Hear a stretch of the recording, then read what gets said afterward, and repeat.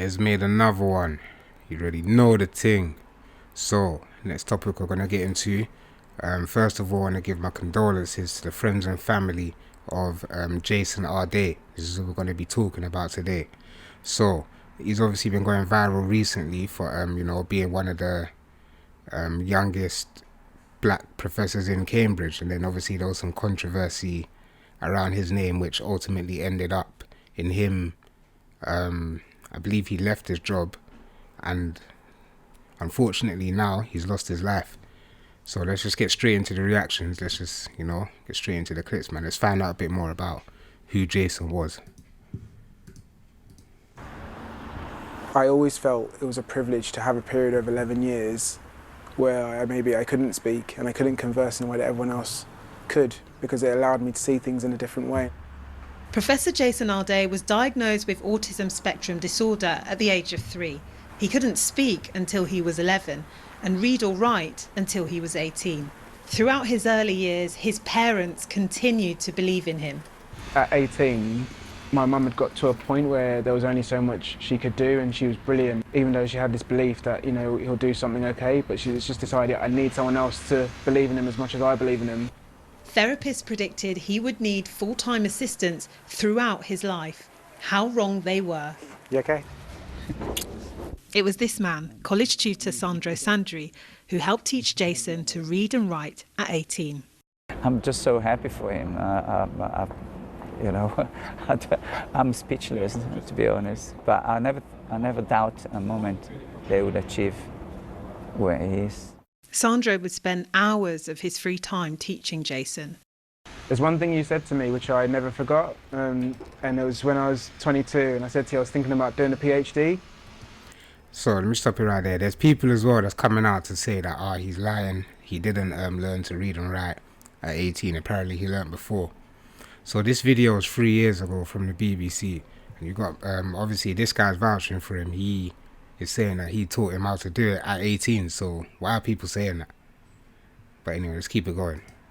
And you said to me, it would be the greatest story in the world if the kid who didn't know how to read and write managed to get a PhD. And you said, I think, we can take on the world, or you can take on the world and you can win. And I never forgot that. And now Jason is days away from achieving another ambition. Hey, Nice so good to see you. Here's his new boss at Cambridge. We do have a lot of work to do, but I feel really optimistic. I think Part of his research will look at new ways to make higher education more accessible for everyone. What can we do to ensure that this isn't a market appointment in 5 years' time? How can this become the norm? we've listened to the voices of our black scholars and our black students, and some of it has not been easy to hear, to be honest, but we're able to face up to some of the structural issues that people face. There will be those that think this is a tokenistic appointment. What are your thoughts on this? The Board of Electors on your interview day were absolutely unanimous. We are so lucky to have you. You are the best in the world in terms of the research that you do. An extraordinary journey, but for Jason, this is not an end, it's a beginning. The reaction has been amazing, and I'm truly grateful to everyone for their kind sentiment and kind words. Okay, cool. So that's a bit of backstory on, you know, who he is. And bearing in mind as well, this video is 3 years old, you know. Let's see if we can find it. Yeah, 3 years old, 3 years ago. Okay, cool. So that's just a little bit of backstory on, you know, who he was, some of his achievements, and, you know, the struggles that he had in life. He was autistic, he was non-verbal, couldn't read and write until the age of 18. He's got my man in there vouching for him, saying that, yeah, he's the one who taught him how to at 18. So I don't know what people are talking about, but let's get into the next video. A black professor who was the subject of a multi-year harassment campaign was found dead in his home. Let's get into it. Jason ARDAY, just 41 years old, was discovered at his South London home this afternoon, and at the time of this video, the police say his death is unexpected but not suspicious. Now, his family immediately pointed to the ruthless and targeted harassment campaign that he has been dealing with since his historic appointment. They said that he was, quote, subjected to a campaign of sustained abuse, end quote, by detractors who, quote, would leave no stone unturned in their quest to undermine him, end quote. Now, they described him as a gentle, brilliant man who was simply too kind-hearted to withstand the torrent of misinformation, and the family is pleading with people to finally leave them in peace after years of relentless harassment. Now, Professor ARDAY's story was one of the most inspiring stories in modern British academia. Now, he was a child who was nonverbal until 11 and illiterate until 18, and he defied every expectation to become Cambridge University's youngest ever black professor in 2023.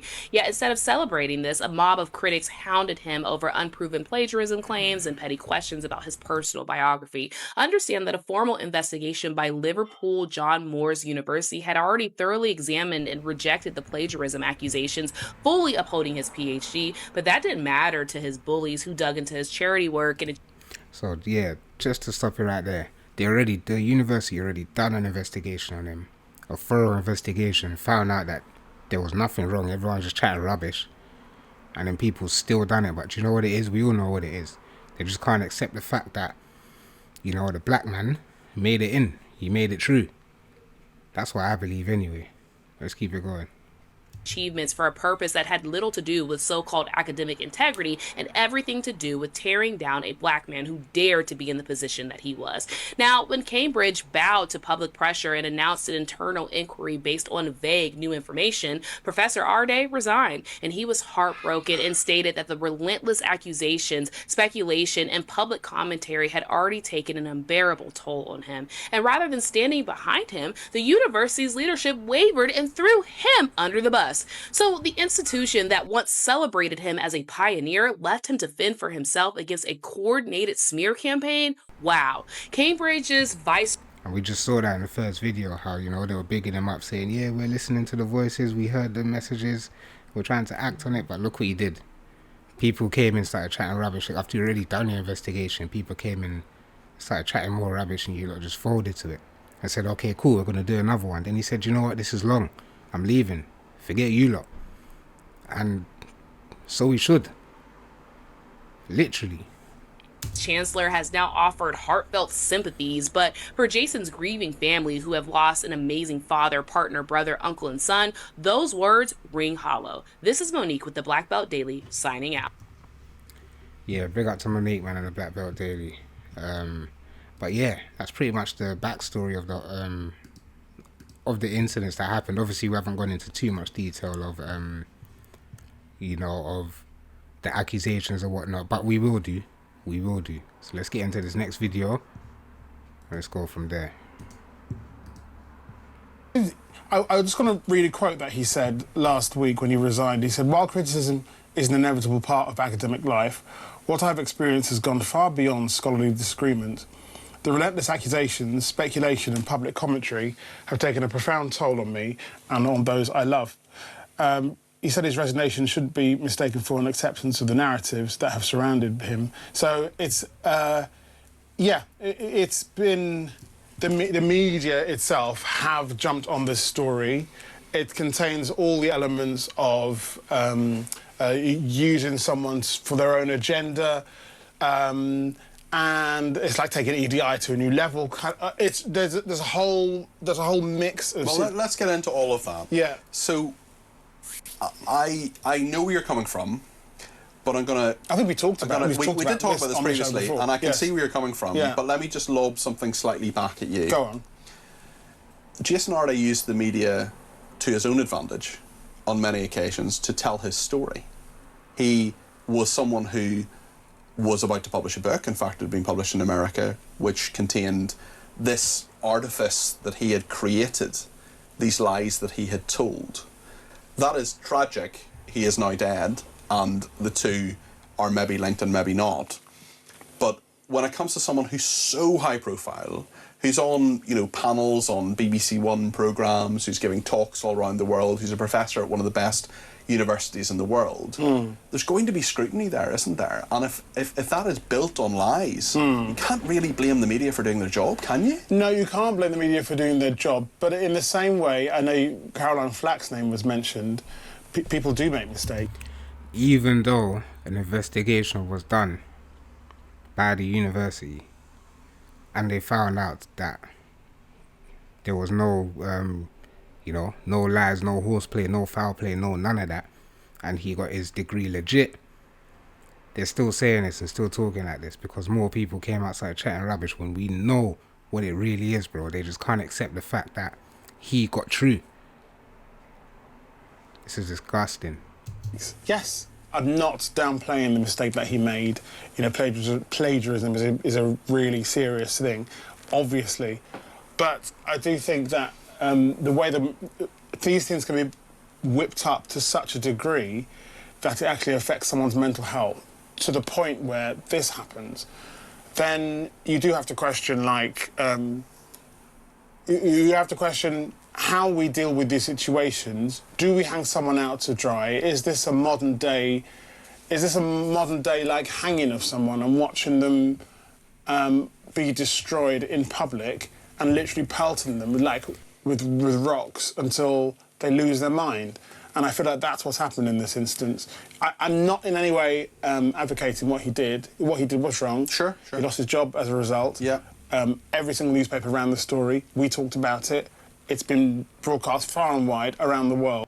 All right, I need to do more research into what actually happened because they're saying that he lost his job, but he resigned. They've done one investigation and found out nothing happened. More people started coming out with plagiarism claims. And then he resigned. But you know what? Let's get into the next video. Because I think we're going to get a bit more of a breakdown into actually what happened. So, big up man like Topical Juice each and every time. He always comes with the facts, always does his research. Go give him a subscribe, a follow, all of that good stuff. The name is right there, Topical Juice. Let's go. Forget all that. Let us talk about Jason ARDAY. Now, Jason ARDAY initially grew up in Clapham, South London. His parents were Ghanaian immigrants. Allegedly, he was diagnosed with autism as a child with severe development delays and was non-verbal until the age of 11. And he claims he couldn't read or write until he was 18. I'm skipping quite a lot, but fast forward to when he's 37 years old, he became the youngest black professor in Cambridge's nearly 800-year history. Cambridge celebrated him. They put him on a pedestal. Now, in July 2026, a Substack post by as they should, the youngest black professor, and there's not much of them as well. So as they should put him on a pedestal. Let's keep it going, man. Big up Topical Juice each and every time. Let's go. philosopher named Nathan Kofnas, a self-described race realist who had himself been fired by Cambridge in 2024. Publicly claimed that ARDAY's PhD thesis had been run through plagiarism detection software and showed extensive copying from another thesis. The Telegraph then ran their own analysis and found more than 100 passages in his 401-page doctoral thesis that were identical or nearly identical to a 2009 thesis by a Brunel University student named Paula Wozniak-Myers. There were also many questions raised about his other claims in his biography, the £5 million he allegedly raised for charity, which a Just Giving page from 2010 put at actually £6,285, and also the 30 marathons in 35 days. So there's many stories about his marathons not taking place, the £5 million that he allegedly raised, there's no evidence for it. Actually, the evidence shows that it was more like £6,800 that he raised, probably more realistic. That's something that we can raise, right? Thousands rather than millions. And there's claims of plagiarism from someone who actually got fired from Cambridge. So we can already tell that the person that initially exposed him probably had a bone to pick. He was probably jealous. He was probably... Of course, bro. He had an agenda. Like, you got fired. Now you're looking at my man all upset. Of course. envious. Now, as I said, is it likely that Jason ARDAY has a lot of fake experiences in his life that got him into the position of a Cambridge University? Yes, it looks like it. It looks like a lot of claims have been disputed. I'm not going into a proper deep dive now in terms of all the evidence, but it does look like many of the claims are disputed. But as I said at the start of this video, who hasn't flowered up their CV? Every person in PwC and every person in flipping Ernst & Young, EY and Apple, their CV's full of shit. Yeah? The world is full of people who lie and cheat their way to the top. That is... Okay, so some of the claims then, it looks like Guardian's done their investigations, or some of the claims were true. He has lied a bit, he has, you know, falsified some stuff. Okay, I hear that. That still shouldn't lead to him losing his life, or him getting all of the scrutiny to the point where he lost his life. It shouldn't lead to that. Standard. I for one, couldn't actually care less that he frauded his way to the top of Cambridge. I don't care about these posh universities that are just used as a... He probably had to do that to get to the top. You are not getting there, you know, just off your own merits like that. So yeah, you might have to do 1-2 little sly things to get up there. I ain't mad at that. He shouldn't lose his life for that. He shouldn't get all the scrutiny for that. He shouldn't, because I guarantee you, if he was of a different race, I don't think he would be getting so much backlash. But let's keep it going. Pipeline for certain rich and whatever celebrated and networked and connected people to make it to the top. That's what these universities are. They're just pipelines. And this is coming from someone who went to university. It's just a pipeline in order for you to stay within the system, be a cog in the machine. It's as simple as that. And Cambridge is no different. So I couldn't care less that he's allegedly a fraud, because who ain't? You know what I'm saying? Who ain't a fraud? So that's why this is extra sad, because he's been demonized by the media and in the media for something that we're all capable of and that we've all been guilty of. Yeah, two things can be true at the same time. Is he a fraud? Highly likely. But two, who ain't? And why is the media attention so bad on him? Now, I named 4 names at the start of this video. Let's go back to those names, shall we? William O'Reilly, Cambridge University. Dr. William O'Reilly is an associate professor in early modern history at University of Cambridge. He's been there for years and he is still there today. In 2018, he published an academic article in the Journal of Austrian American History. More than 12 pages of that article had been lifted almost word for word verbatim from 2 essays written by one of his own undergraduate students.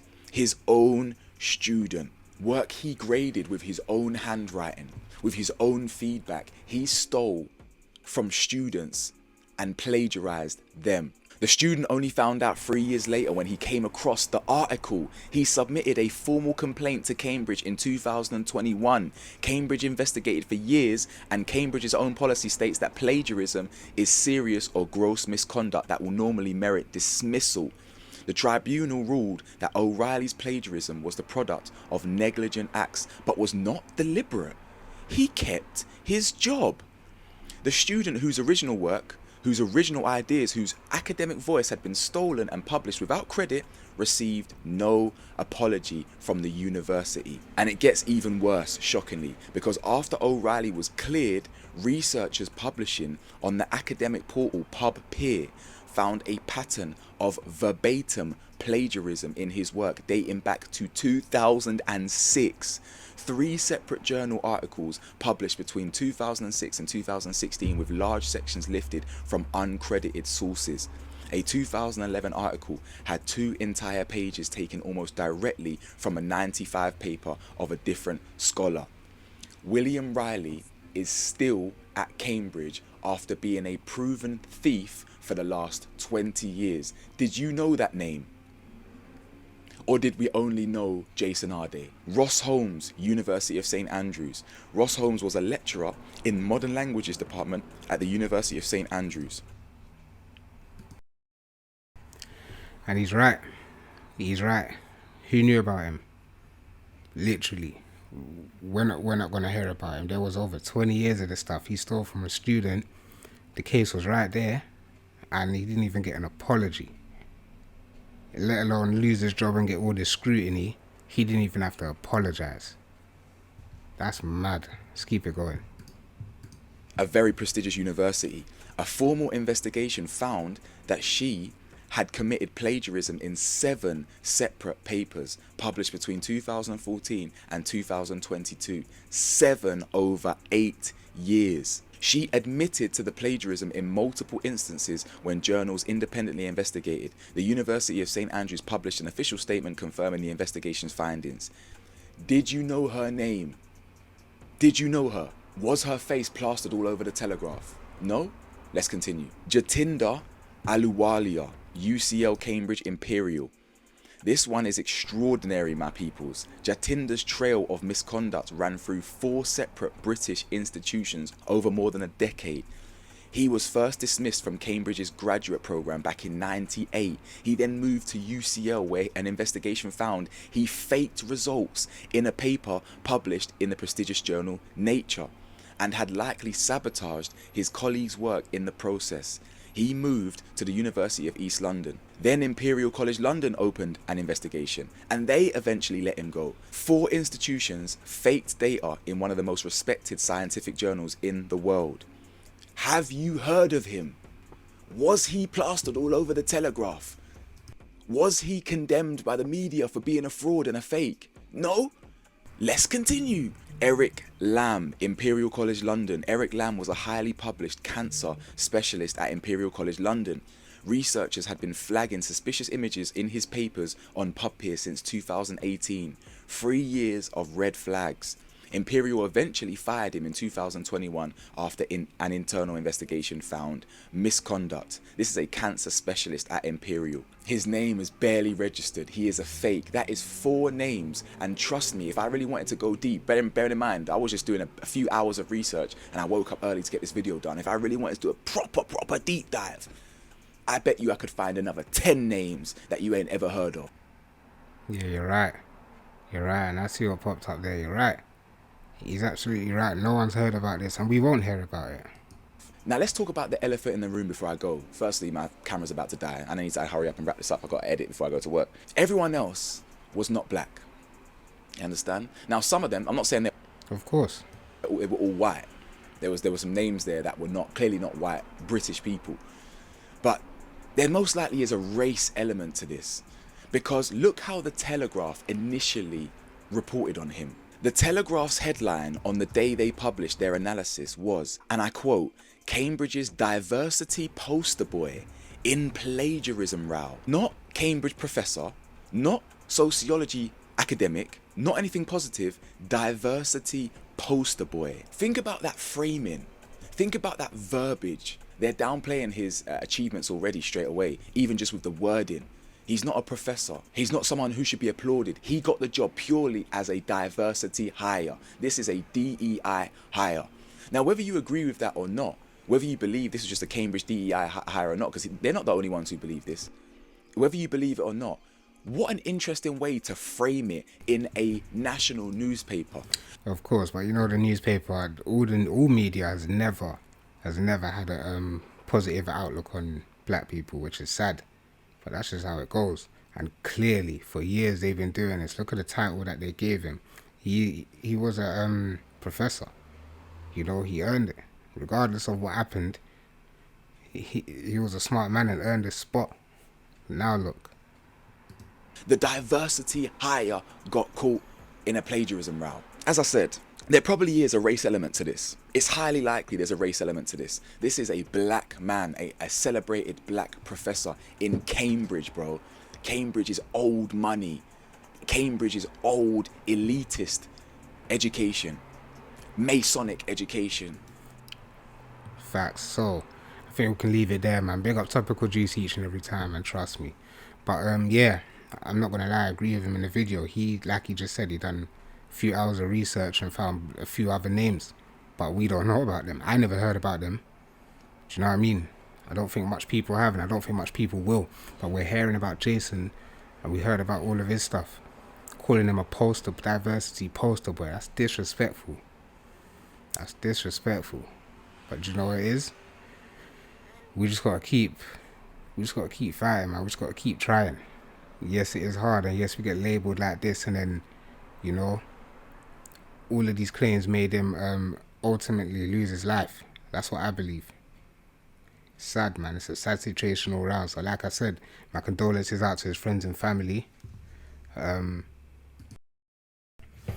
me know what you think about the whole thing in the comments below. Do you think, do you think that all of the claims were just and is what it is, or do you think that it was too much and he didn't deserve all of that? Let me know your thoughts and whatnot in the comments below. That's about it from me. I'm out.